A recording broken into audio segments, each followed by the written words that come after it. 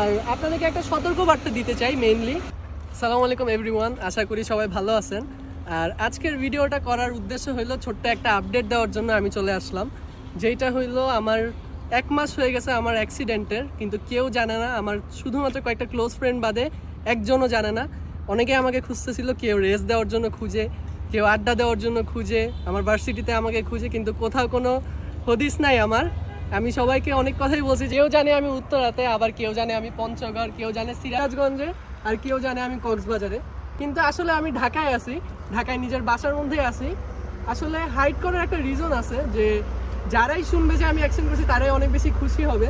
এই জন্য চিন্তা করলাম যে সবাইকে একদিনই খুশি করব, আর আজকের ভিডিওটা আপলোড দেওয়ার পরে অনেক বেশি খুশি হবে অনেকেই।